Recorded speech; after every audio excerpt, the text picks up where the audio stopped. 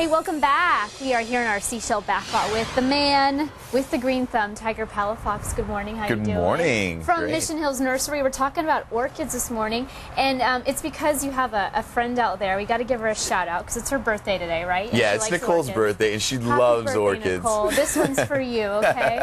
And for the rest of you, San Diego, we like you too. Okay, we're talking about orchids, and they really are every girl's favorite. You can't go wrong when you bring an orchid to There's a girl or such to a house. variety, yeah. And there's something that can please everyone. There's nice, beautiful pink ones, or yellow, or purple, or orange, and some have fragrances. Like this one down here has a beautiful fragrance on it. Gorgeous too. And there's all kinds of uniquenesses of them that you can find, like your own individual orchid for someone, and that's really neat. The individual person. Exactly. Okay, so there's plenty of them out there. They're beautiful. We've got that established. Now it comes to taking care of them. And when is it right to get an orchid for your yard or indoor? How do you keep track of all that? All right. Well, first off, let's go to the watering of the orchids. When they're kept inside, you're usually looking at about a once-a-week watering. You want to soak it just in like your kitchen sink or something like that. Let it drain out, and then put it back to wherever you are. That's the easiest way to do it. They don't like to be sitting in water, so they don't like their dish to be full of water or anything else like that. So that's the easiest way to water them inside. Okay. Again, with the watering, each specific orchid likes a specific fertilizer, and I have some examples of those down in front. Now, you got to know what kind of orchid you have. So if you don't know the orchid variety, come into the nursery when it's blooming, and we can identify it for you and match up the fertilizer.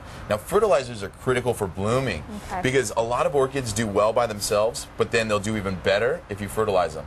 The bloom period will be longer, they'll get bigger blossoms on it, and they'll bloom more often, which is really, really nice. Okay, are we a good climate here in San Diego for orchids? Do they work well here? There's a lot of orchids that work really, really well. Matter of fact, this one down here in front with this long grassy strap right here, these orchids, these are some Cymbidiums, and they can work in a backyard, in a part shade area, all the way out to like the college area. Now when you get in the East County, they like full shade. They can't get any sun, but still it's really unique that you can have an orchid in your yard and get the flowers out of them. These bloom so much, they're like a weed. People try to get them out of their yard. They're awesome, so it works really well. They're pretty affordable too. How much, if you were going to buy a gift for somebody, you know, because now's the time, people are having parties and showers and all kinds of things, how much would something like this run you if they came to the nursery and got this? You know, the orchids range from a simple price of $19.99 to $50 to $60 for some of the more exotic varieties. And you're right, give it as a gift. Or I've even had people come in and they got a orchid from like a wedding or a bridal shower or something like that. They grow it out, and then like as a 10-year anniversary, they give it back to the person. Oh, wow. Do they last that long? Yeah, they can last forever. Orchids are wonderful. Yeah, so I thought that was a really neat idea because